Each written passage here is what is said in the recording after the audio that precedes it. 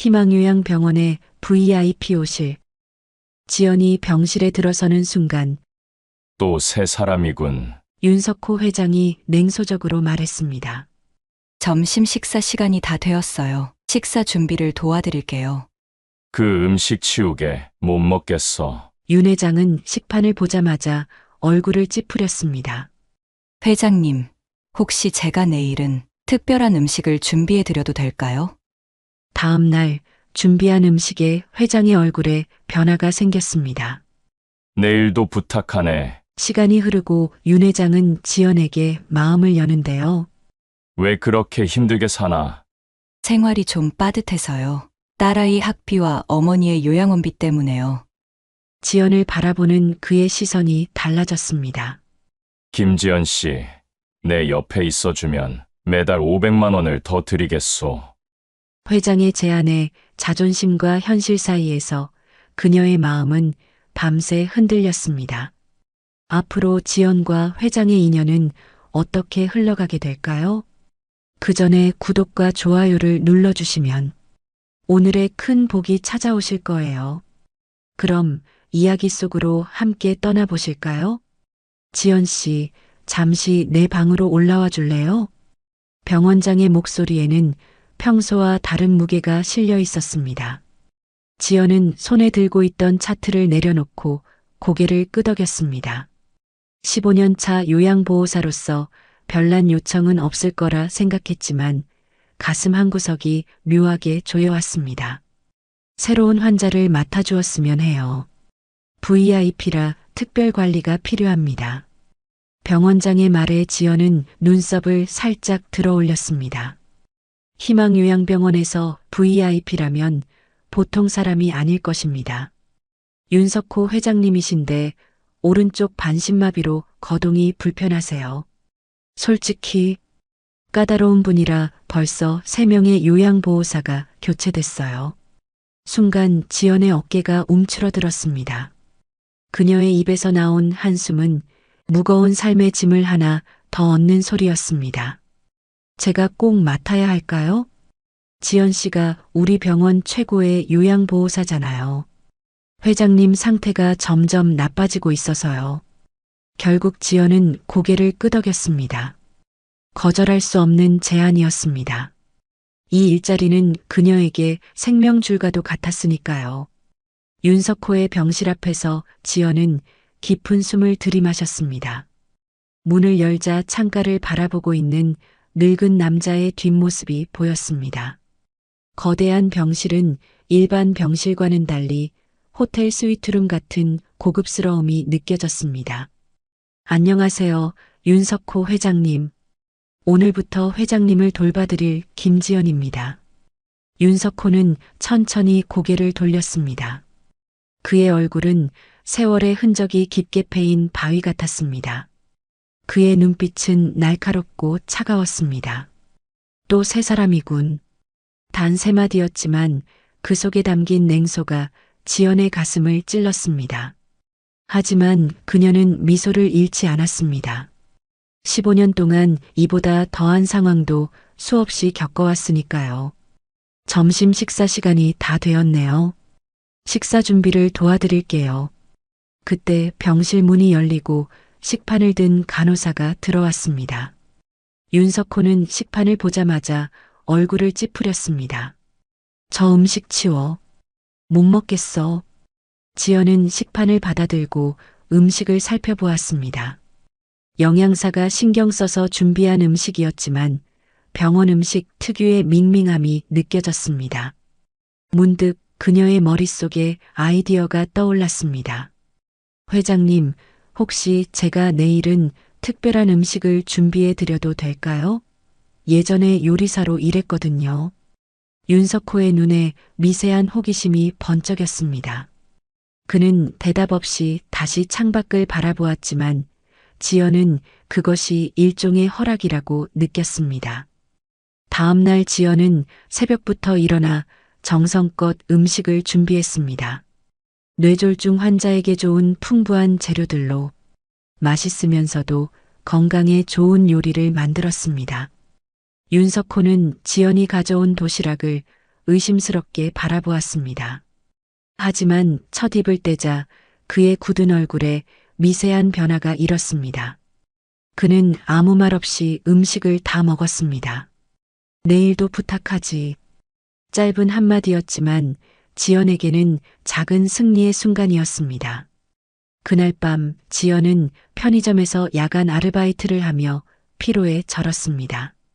하지만 멈출 수 없었습니다.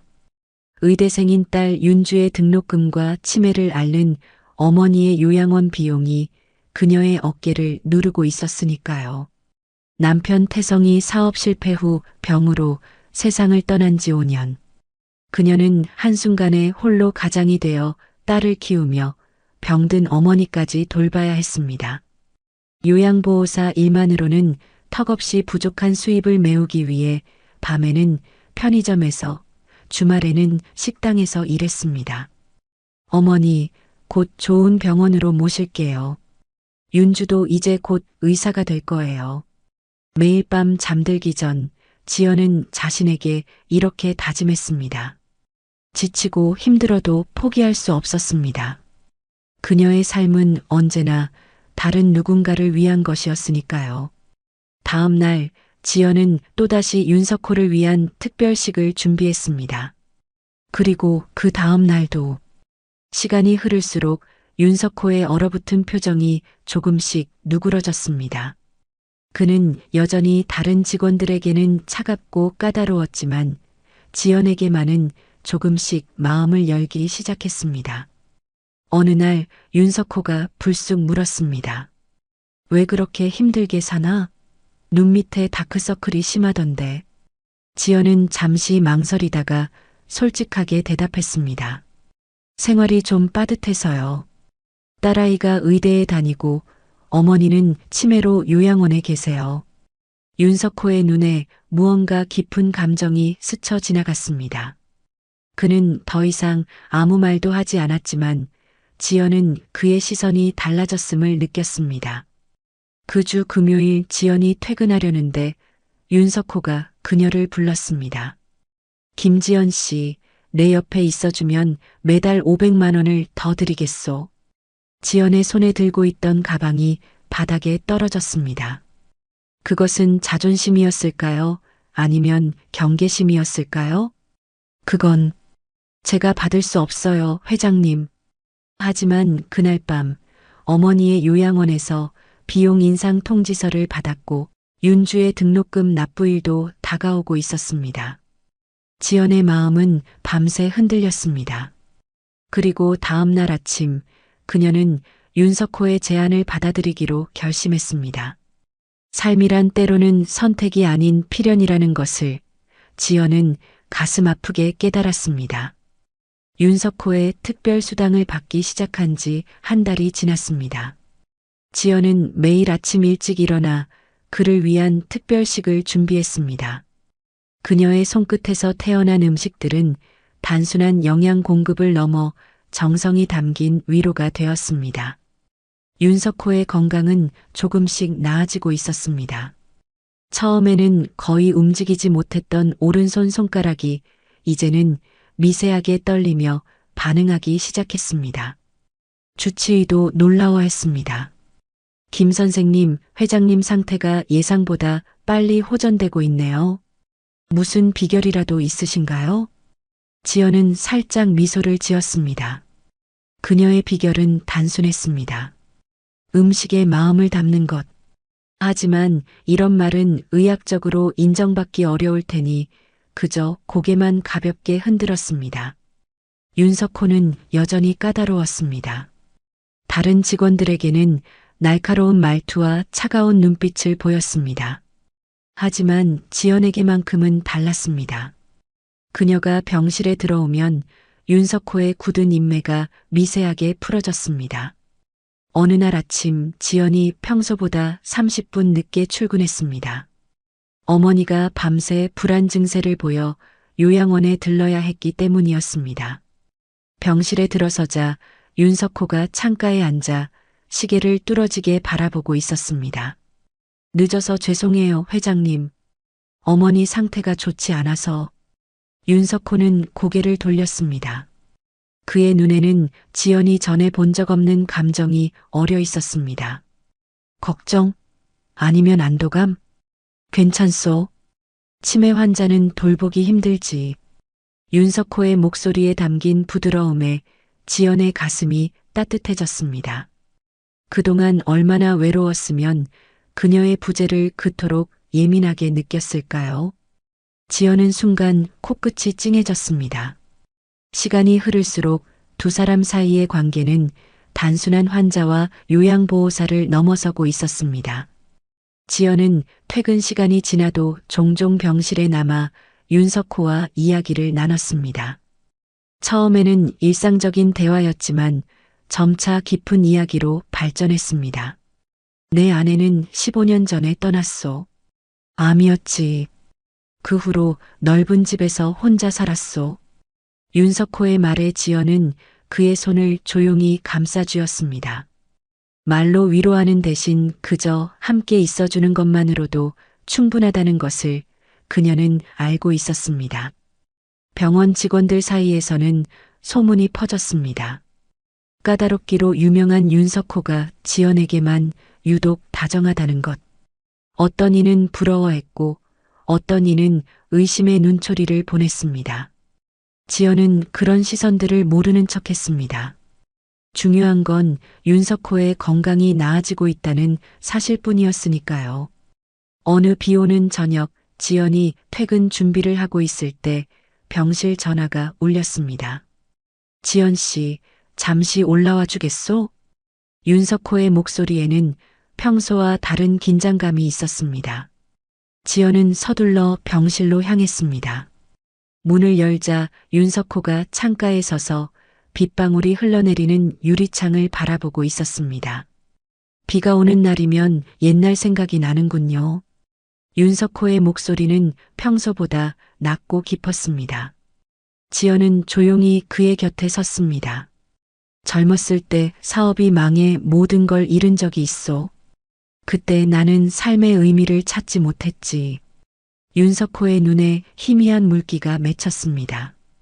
평소의 강인한 모습과는 달랐습니다. 지연의 가슴이 아릿했습니다. 그런데 우연히 한 청년을 만났고 그 청년이 내게 해준 말이 내 인생을 바꿨소. 절망이 당신을 정의하게 하지 마세요. 당신의 선택이 당신을 정의하게 하세요. 빗소리가 병실을 채웠습니다. 지연은 윤석호의 이야기에 귀 기울였습니다. 그가 이렇게 자신의 내면을 드러낸 것은 처음이었습니다. 그 후 다시 일어나 푸른 재단을 세웠소. 어려운 이들을 돕기 위해서. 지연의 눈이 커졌습니다. 푸른 재단은 유명한 장학재단이었습니다. 그녀의 딸 윤주도 그 재단의 장학생이었습니다. 그러나 그 사실을 지금 말하는 것은 적절하지 않다고 느꼈습니다. 회장님의 마음이 정말 아름답네요. 윤석호는 천천히 고개를 돌려 지연을 바라보았습니다. 그의 눈빛은 깊고 따뜻했습니다. 지연 씨, 당신도 나에게 그런 사람이요. 내게 다시 살아갈 의미를 주는 사람. 지연의 심장이 빠르게 뛰었습니다. 그의 말에 담긴 진심이 그녀의 마음 깊숙한 곳을 흔들었습니다. 지연은 갑자기 어떤 말도 할 수 없었습니다. 윤석호는 천천히 손을 뻗어 지연의 손을 잡았습니다. 평소에는 힘없이 떨리던 그의 손에 이제는 따스한 온기가 느껴졌습니다. 내가 특별한 부탁이 있소. 지연은 고개를 끄덕였습니다. 윤석호의 눈을 바라보며 그녀는 무엇이든 들어줄 수 있을 것 같았습니다. 내 집에 오래된 상자가 있는데 그곳에 내 과거가 담겨 있소. 지연 씨와 함께 보고 싶네요. 지연은 순간 망설였습니다. 병원 규정상 환자의 개인적인 부탁을 들어주는 것은 금지되어 있었습니다. 하지만 윤석호의 간절한 눈빛을 외면할 수 없었습니다. 알겠습니다, 회장님. 그날 밤 지연은 잠들지 못했습니다. 윤석호의 이야기와 그의 손길이 계속 그녀의 마음에 맴돌았습니다. 비가 그치고 맑은 아침이 밝았습니다. 지연은 평소보다 더 일찍 병원에 도착했습니다. 윤석호의 과거가 담긴 상자. 그 안에는 어떤 이야기가 담겨 있을까요? 지연의 마음은 새벽의 이슬처럼 맑고 떨리고 있었습니다. 7월의 뜨거운 햇살이 병원 창문을 통해 쏟아져 들어왔습니다. 의대생인 지연의 딸 윤주가 여름방학을 맞아 어머니를 만나러 병원을 찾아왔습니다. 늘 바쁜 지연을 직접 찾아온 것은 오랜만이었습니다. 엄마, 나왔어요. 윤주의 환한 미소에 지연의 마음이 꽃처럼 피어났습니다. 하얀 원피스를 입은 윤주의 모습은 마치 천사 같았습니다. 의대 공부로 지쳐 있을 텐데도 윤주의 얼굴에는 생기가 넘쳤습니다. 우리 딸 얼마나 보고 싶었는지 몰라. 공부는 잘 돼가니? 지연은 딸의 손을 꼭 잡았습니다. 온종일 환자들을 돌보는 일로 지친 몸이었지만 딸을 보는 순간 모든 피로가 눈 녹듯 사라졌습니다. 방학 동안 엄마 일 좀 도울게요. 너무 무리하시는 것 같아서 걱정됐어요. 지연은 고개를 저었습니다. 딸에게 부담을 주고 싶지 않았습니다. 윤주는 이미 과중한 의대 공부로 충분히 힘들 텐데요. 괜찮아. 엄마는 건강해. 넌 그냥 공부에만 집중하렴. 윤주는 어머니의 손을 꼭 쥐었습니다. 그녀의 눈에는 결연한 의지가 빛났습니다. 잠깐이라도 도울게요. 그리고 할머니 요양원에도 같이 가고 싶어요. 지연의 눈시울이 붉어졌습니다. 효심 깊은 딸이 고마웠습니다. 그녀는 윤주의 머리를 쓰다듬으며 미소 지었습니다. 그래, 고마워. 그런데 먼저 엄마가 돌보는 특별한 환자를 소개해 줄게. 윤석호 회장님이셔. 병실로 향하는 복도를 걸으며 지연은 윤석호에 대해 간략히 설명했습니다. 윤주는 호기심 어린 눈빛으로 경청했습니다. 윤석호의 병실 문 앞에 서자 지연은 노크를 했습니다. 안에서 허락의 대답이 들리자 문을 열었습니다. 회장님, 오늘은 특별한 손님을 모셔왔어요. 제 딸 윤주예요. 윤석호는 창가에 앉아 있었습니다. 그는 천천히 고개를 돌려 윤주를 바라보았습니다. 그의 눈에 순간 놀라움이 스쳤습니다. 마치 오래된 기억을 떠올리는 듯한 표정이었습니다. 윤주는 공손히 인사를 했습니다. 그러다 문득 그녀의 시선이 병실 벽에 걸린 액자에 고정되었습니다. 푸른 재단의 로고가 선명한 사진이었습니다. 혹시 푸른 재단의 설립자이신가요? 윤주의 질문에 윤석호는 미소를 지었습니다. 그의 얼굴에 온화한 빛이 감돌았습니다. 그렇소. 내가 30년 전에 설립했지. 윤주의 얼굴이 환하게 밝아졌습니다. 그녀의 눈에서 반짝임이 흘러넘쳤습니다. 저는 푸른 재단의 장학생이에요. 덕분에 의대에 다닐 수 있게 됐어요. 정말 감사합니다. 윤석호의 입가에 미소가 번졌습니다. 그의 눈빛이 갑자기 따뜻해졌습니다.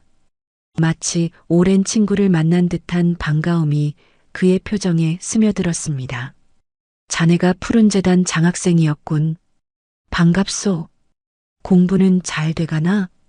윤주는 열정적으로 의대 생활과 꿈에 대해 이야기했습니다. 윤석호는 마치 자신의 손녀를 바라보는 듯한 따뜻한 눈빛으로 그녀의 이야기를 경청했습니다. 지연은 한 걸음 물러나 그들의 대화를 지켜보았습니다. 가슴이 따뜻해지는 기분이었습니다. 운명의 신기한 연결고리가 그녀의 딸과 윤석호를 이어준 것 같았습니다. 그날 저녁 비가 내리기 시작했습니다. 지연이 퇴근 준비를 하고 있을 때 간호사가 급히 달려왔습니다. 김 선생님, 윤석호 회장님께서 불안해하세요. 계속 선생님을 찾으세요. 지연은 서둘러 윤석호의 병실로 향했습니다. 문을 열자 어두운 병실에 윤석호가 침대에 앉아 창밖을 바라보고 있었습니다. 빗방울이 창문을 타고 흘러내리고 있었습니다. 회장님, 괜찮으세요? 윤석호는 천천히 고개를 돌렸습니다. 그의 눈에는 깊은 슬픔이 담겨 있었습니다. 마치 수십 년의 시간이 한순간에 압축된 듯한 무게가 느껴졌습니다. 비 오는 밤이면 항상 그때가 생각나는군요. 지연은 조용히 그의 곁에 앉았습니다. 윤석호의 떨리는 손을 살며시 잡아주었습니다. 베트남에서의 일이요. 내가 젊었을 때 참전했었지. 윤석호의 목소리는 낮고 무거웠습니다. 그의 말 한마디 한마디가 오래된 상처를 열어 보이는 것 같았습니다. 우리 소대가 매복 공격을 받았었지. 모두가 혼란스러운 상황에서 한 젊은 병사가 내게 몸을 던졌소. 윤석호의 눈에서 눈물이 흘러내렸습니다. 지연은 숨을 죽이고 그의 이야기를 들었습니다. 그 병사가 내 앞에 쓰러졌을 때 그의 가슴에는 내게 향했던 총알이 박혀 있었다네. 지연의 심장이 빠르게 뛰기 시작했습니다. 왠지 모를 예감이 그녀의 온몸을 감쌌습니다. 그 병사의 이름은 김동철이었소. 내가 살아 돌아올 수 있었던 건 모두 그 병사 덕분이었지. 순간 지연의 온몸이 얼어붙었습니다.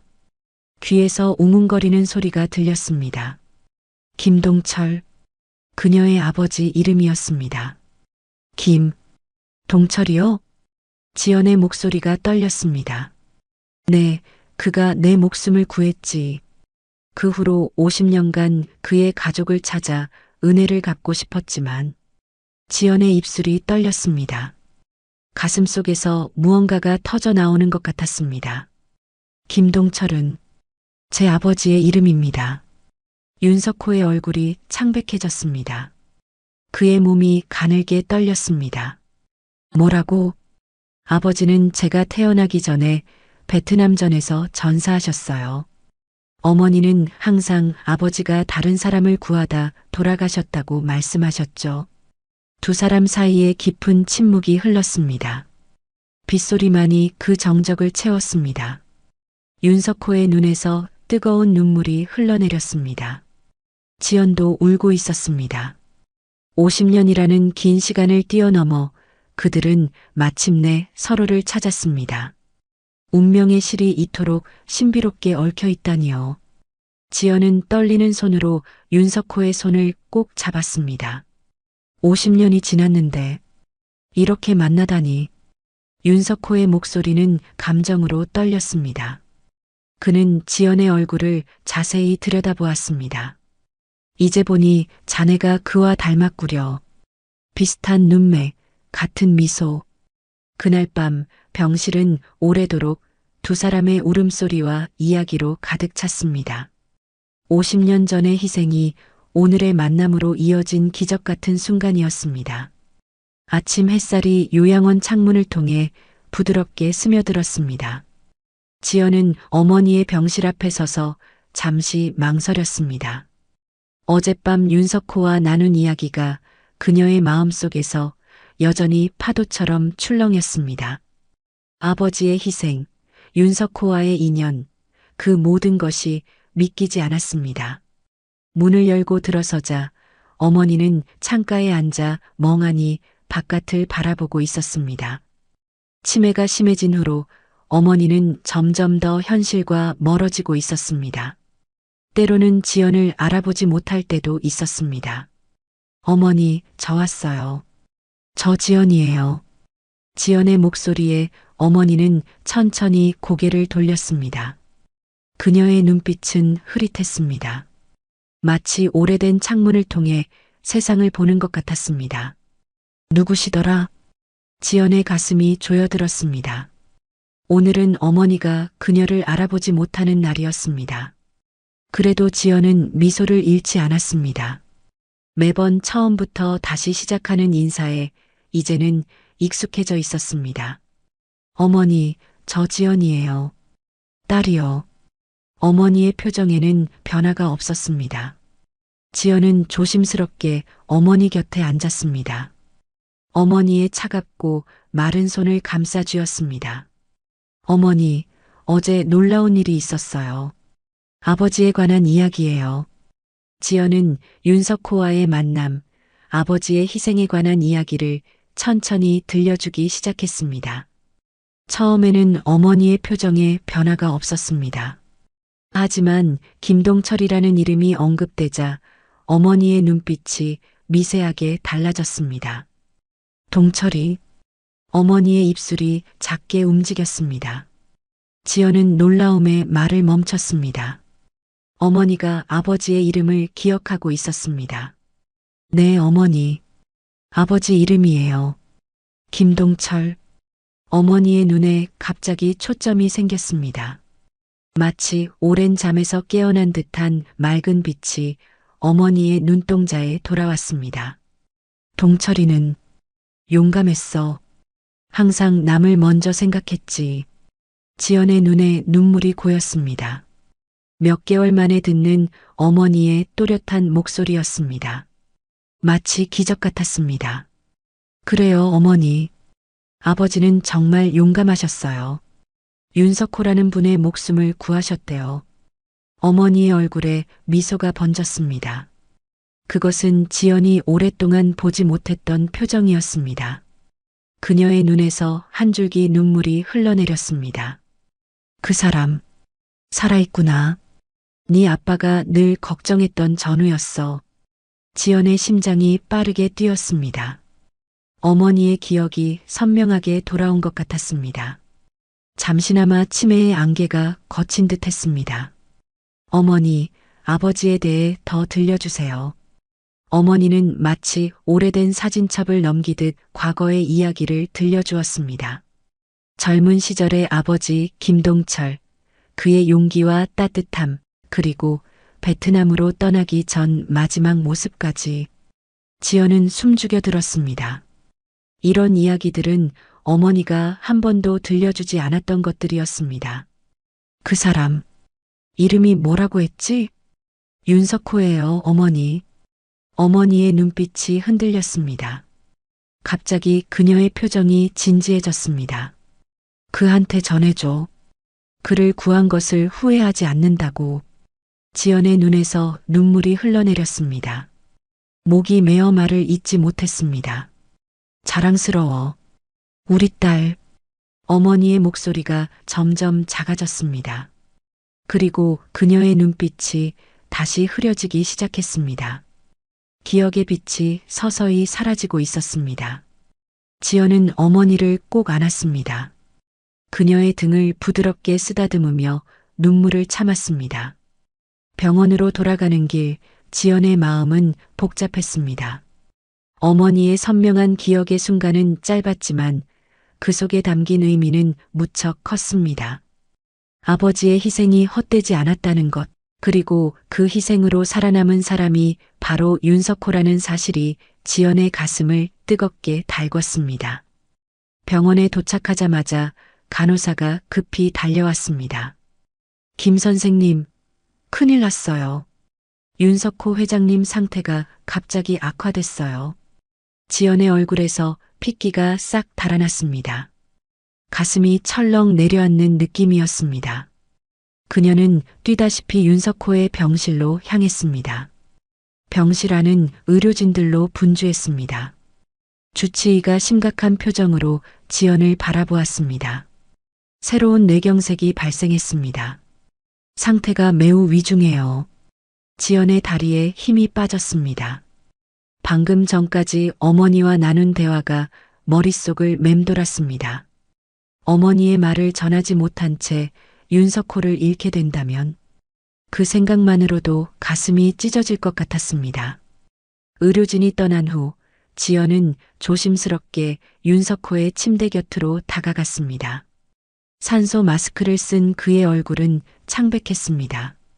강인하던 그의 모습은 온데간데 없이 사라지고 이제는 연약한 노인의 모습만 남아 있었습니다. 지연은 떨리는 손으로 윤석호의 손을 잡았습니다. 따뜻했던 그의 손이 이제는 차갑게 식어 있었습니다. 회장님, 저 왔어요. 제 어머니께서 전할 말씀이 있대요. 윤석호의 눈꺼풀이 미세하게 떨렸습니다. 의식이 있는 것 같았습니다. 어머니가 말씀하셨어요. 아버지는 회장님을 구한 것을 후회하지 않았을 거라고요. 윤석호의 눈에서 한 줄기 눈물이 흘러내렸습니다. 그의 입술이 산소 마스크 아래에서 미세하게 움직였습니다. 뭔가 말하고 싶어 하는 것 같았습니다. 지연은 조심스럽게 그의 마스크를 살짝 들어 올렸습니다. 서랍, 봉투, 윤주에게. 그의 목소리는 거의 들리지 않을 정도로 작았습니다. 지연은 고개를 끄덕이며 윤석호가 가리킨 서랍을 열었습니다. 그 안에는 흰색 봉투 하나가 있었습니다. 봉투 위에는 최윤주에게라고 적혀 있었습니다. 지연이 봉투를 꺼내는 순간 병실 문이 열렸습니다. 윤주가 숨을 헐떡이며 들어왔습니다. 엄마, 회장님 상태가 안 좋다고 연락받았어요. 윤주는 윤석호의 모습을 보고 눈물을 참지 못했습니다. 윤주는 침대 곁으로 다가가 윤석호의 손을 잡았습니다. 회장님, 제가 왔어요. 윤주예요. 윤석호의 얼굴에 미소가 번졌습니다. 그의 눈에는 평화로운 빛이 감돌았습니다. 그는 지연과 윤주의 손을 동시에 잡았습니다. 그 순간 그의 눈에서 마지막 빛이 사라졌습니다. 병실에 정적이 흘렀습니다. 심전도 모니터에서 긴 경고음이 울렸지만 지연의 귀에는 들리지 않았습니다. 그녀의 세계는 그 순간 멈춘 것 같았습니다. 윤석호는 미소를 머금은 채 영원한 잠에 들었습니다. 마치 오랜 숙제를 마친 듯한 평화로운 표정이었습니다. 지연과 윤주는 한동안 말없이 그의 손을 잡고 있었습니다. 눈물이 그들의 뺨을 타고 흘러내렸습니다. 슬픔과 감사함이 뒤섞인 복잡한 감정이었습니다. 이틀 후 윤석호의 장례식이 열렸습니다. 많은 사람들이 참석하여 그의 선행과 업적을 기렸습니다. 지연은 조용히 뒤에 서서 모든 것을 지켜보았습니다. 그녀의 마음속에는 이제 새로운 감정이 자리 잡고 있었습니다. 아버지의 희생으로 살아남은 분이 그들의 삶에 찾아와 또 다른 의미를 남기고 떠났다는 사실이 신비롭게 느껴졌습니다. 윤석호의 장례식으로부터 일주일이 지난 후 지연과 윤주는 변호사 사무실 앞에 서 있었습니다. 검은색 대리석으로 장식된 고급스러운 건물이었습니다. 지연의 손에는 윤석호가 남긴 봉투가 들려 있었습니다. 아직 열어보지 않은 채였습니다. 엄마, 왜 변호사가 우리를 부른 걸까요? 윤주의 목소리에는 불안감이 섞여 있었습니다. 지연은 딸의 손을 꼭 잡아주었습니다. 모르겠어. 하지만 곧 알게 되겠지. 사무실 문을 열자 중년의 변호사가 미소를 지으며 그들을 맞이했습니다. 그의 표정은 부드럽고 친절했습니다. 김지연님, 최윤주님 오셨군요. 앉으세요. 지연은 조심스럽게 의자에 앉았습니다. 가슴이 쿵쾅거렸습니다. 변호사는 책상 위에 놓인 서류를 손으로 가볍게 두드렸습니다. 윤석호 회장님의 유언장을 읽어드리겠습니다. 지연과 윤주는 숨을 죽이고 변호사의 말에 귀를 기울였습니다. 변호사의 목소리가 조용히 사무실에 울려 퍼졌습니다. 나 윤석호는 맑은 정신으로 다음과 같이 유언합니다. 내 전 재산의 상당 부분을 참전 용사를 위해 푸른 재단으로 새롭게 개편하는 데 기부합니다. 변호사는 잠시 눈을 들어 지연과 윤주를 바라보았습니다. 그의 눈에는 따뜻한 빛이 감돌았습니다. 그리고 김지연 씨를 재단의 이사장으로 지명합니다. 또한 김지연 씨의 어머니를 위한 최고의 치매 치료 비용도 재단에서 부담하도록 합니다. 지연의 귀에서 웅웅거리는 소리가 들렸습니다. 그녀의 눈에서 뜨거운 눈물이 흘러내렸습니다. 윤석호의 마지막 선물은 그녀의 상상을 뛰어넘는 것이었습니다. 변호사는 작은 봉투 하나를 지연에게 건넸습니다. 이것은 회장님이 직접 쓰신 편지입니다. 두 분께 읽어보시라고 남기셨습니다. 지연은 떨리는 손으로 봉투를 열었습니다. 윤석호의 정갈한 필체로 쓰인 편지였습니다. 그녀는 천천히 읽기 시작했습니다. 김지연님과 최윤주님에게 나는 50년 동안 김동철 병사의 가족을 찾아 감사의 마음을 전하고 싶었습니다. 그가 아니었다면 내가 오늘 이 자리에 없었을 것입니다. 그의 희생으로 내가 많은 것을 이룰 수 있었습니다. 푸른 재단을 통해 그의 정신을 이어가길 바랍니다. 희생과 용기, 그리고 타인을 위한 마음이야말로 우리가 지켜나가야 할 가치입니다. 당신들을 만난 것은 내 인생의 가장 큰 선물이었습니다. 윤석호 드림, 지연의 시야가 눈물로 흐려졌습니다. 그녀의 가슴 속에서 뜨거운 감정이 끓어올랐습니다. 슬픔과 감사함, 그리고 따뜻함이 뒤섞인 복잡한 감정이었습니다. 윤주가 어머니의 어깨를 감싸 안았습니다. 그녀의 눈에도 눈물이 고여 있었습니다. 엄마, 할아버지의 희생이 이렇게 큰 선물이 되어 돌아왔네요. 지연은 고개를 끄덕였습니다. 그녀는 아버지의 얼굴을 본 적이 없었지만 그의 용기와 희생 정신은 그녀의 가슴 속에 생생하게 살아 있었습니다. 1년 후 참전용사 지원을 위한 푸른 재단 개관식이 열렸습니다. 하늘은 맑고 푸르렀습니다. 마치 하늘에서도 이 순간을 축복하는 듯 했습니다. 새롭게 단장된 재단 건물 앞에는 많은 사람들이 모여 있었습니다. 참전용사들과 그들의 가족, 그리고 재단의 지원을 받는 학생들까지 모두가 기대에 찬 눈빛으로 지연을 바라보고 있었습니다. 지연은 가슴 벅찬 마음으로 단상에 올랐습니다. 청중 속에는 윤주가 앉아 있었습니다. 윤주는 재단에서 운영하는 참전용사 무료 진료 프로그램에 참여하고 있었습니다. 그리고 지연의 어머니도 그곳에 있었습니다. 최신 치매 치료를 받은 덕분에 상태는 놀랍게 호전되었습니다. 오늘은 특별히 맑은 날이었는지 어머니는 주변을 환하게 바라보고 있었습니다. 지연은 천천히 마이크 앞에 섰습니다. 그녀의 목소리는 차분하면서도 힘이 있었습니다. 오늘 우리는 희생과 감사의 정신을 기리기 위해 이 자리에 모였습니다. 지연의 시선이 재단 로비에 나란히 걸린 두 개의 초상화로 향했습니다. 하나는 젊은 시절의 아버지 김동철의 모습이었고 다른 하나는 윤석호의 모습이었습니다. 한 사람의 희생이 다른 사람에게 새로운 삶을 선물할 수 있습니다. 그리고 그 감사함이 또 다른 희망으로 이어질 수 있습니다. 지연의 눈에서 한 줄기 눈물이 흘러내렸습니다. 하지만 그것은 슬픔의 눈물이 아니었습니다.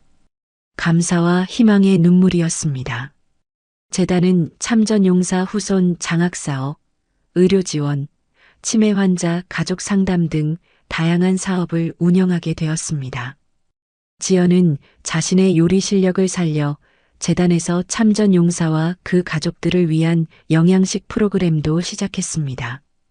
개관식을 마치고 지연은 어머니와 윤주의 손을 잡고 조용히 재단 로비를 거닐었습니다.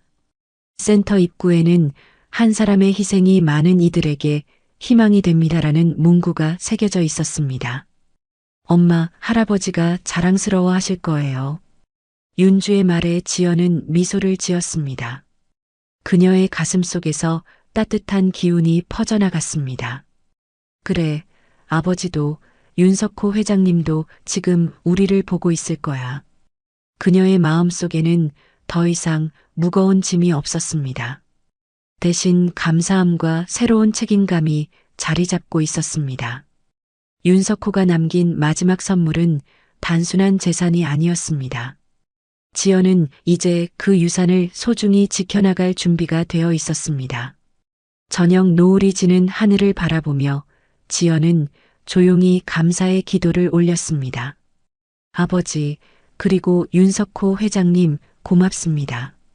지연의 속삭임은 저녁 바람을 타고 하늘로 흩어졌습니다. 그리고 그녀의 마음속에는 평화가 찾아왔습니다. 오늘의 이야기는 어떠셨나요? 귀중한 시간 함께 해주셔서 감사합니다. 행복 가득 건강한 하루 되세요.